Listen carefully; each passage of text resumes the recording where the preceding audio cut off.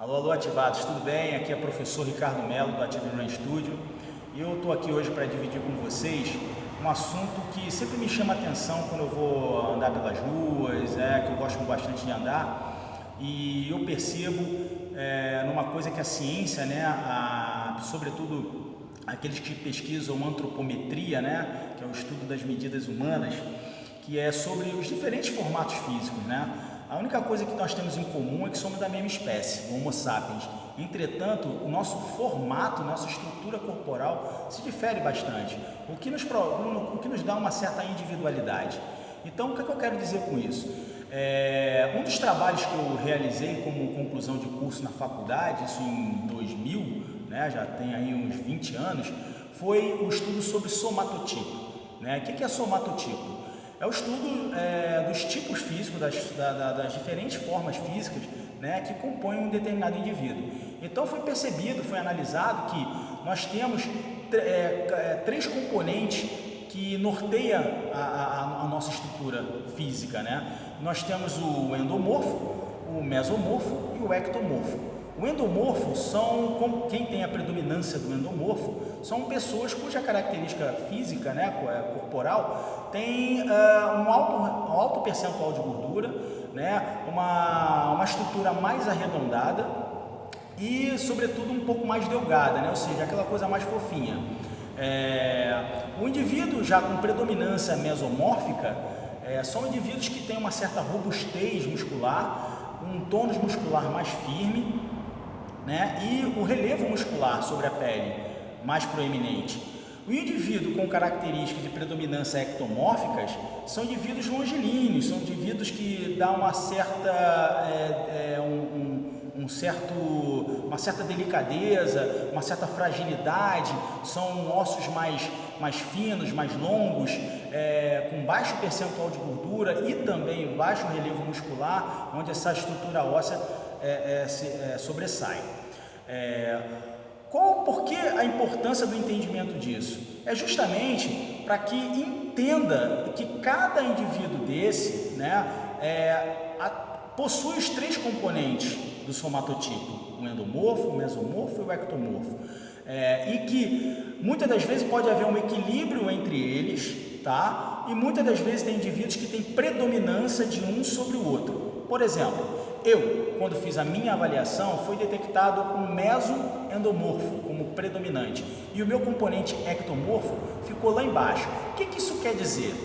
Eu nunca serei uma pessoa magrela. Para que eu me torne uma pessoa magrela ou muito magro, eu vou ter que penar muito, e eu sei porque eu já senti na pele, ou seja, eu posso beirar até a anorexia, ou seja, um certo distúrbio psíquico, de distorção de autoimagem e compulsão alimentar, enfim.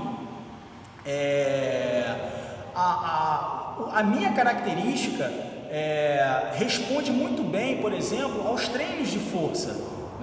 Isso me dá um certo volume muscular. Entretanto, por eu ter também o segundo componente que se esbarra ali no meu mesomorfismo, eu tenho o primeiro componente como mesomorfo, o segundo endomorfo e o terceiro lá embaixo, que é o ectomorfo. Como eu tenho o segundo componente também ali chegando junto, a mesma coisa, além de eu ter um relevo muscular, de eu ter uma facilidade, me dar certa robustez, eu tenho também, acompanha comigo, a gordura corporal. Então, quando eu me descuido, quando eu tenho um estilo de vida um pouco mais leviano, um pouco mais descuidado, o componente endomorfo ele se torna presente.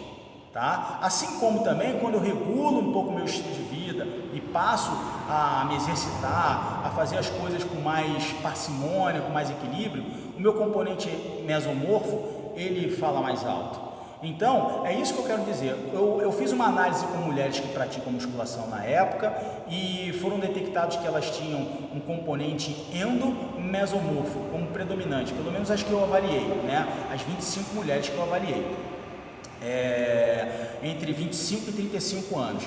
E o que isso como predominante? Ou seja, algumas mulheres tinham o primeiro componente endomorfo, que é a gordura, e o segundo componente mesomorfo e o terceiro ectomorfo. Ou seja, se elas se basearem como o perfil corporal ideal de uma modelo, é algo que elas vão sofrer bastante. Então, qual é a importância de eu avaliar a questão do somatotipo? É promover clareza. clareza e fazer com que você tenha consciência de aceitar a forma como você é. E isso foi determinado por condições genéticas, hereditárias. Isso também, essa flutuação dos três componentes entre endomorfo, mesomorfo e ectomorfo, se dá também de acordo com o período do ciclo de vida. Tá? Então, o fator idade, ele contribui, e o fator gênero também. Então, para você ver, você pode encontrar esses componentes, os três componentes são encontrados nos indivíduos, porém, divergem em suas proporções.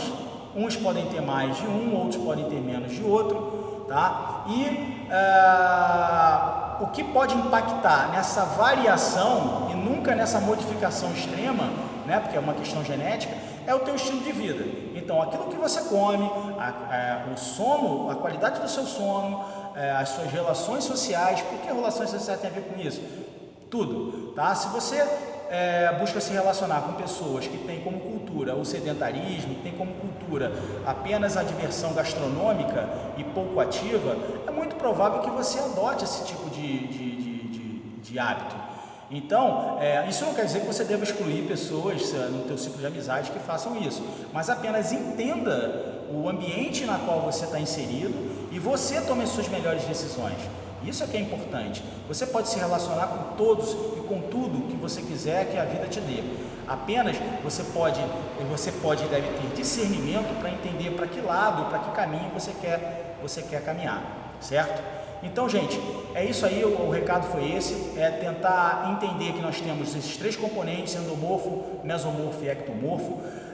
Algumas pessoas têm predominância de um sobre o outro, e que não há nada de errado com isso, apenas temos que entender que na medida que o tempo passa, na medida que nós vamos, dependendo do ciclo de vida, dependendo do estilo de vida que nós levamos, cada desses componentes pode prevalecer mais do que o outro, não mudando a sua estrutura como um todo. Ou seja, pessoas que têm um componente, vou voltar, ectomorfo, endomorfo e mesomorfo, ela sempre terá essa estrutura, tá? Um pouco mais magra, com alto relevo de gordura, ou seja, a famosa falsa magra ou falso magro, e com baixo ganho de massa muscular. Isso não quer dizer que há um defeito, é apenas a sua forma, é como você é. Agora, utilizar recursos ergogênicos, que eu quero dizer,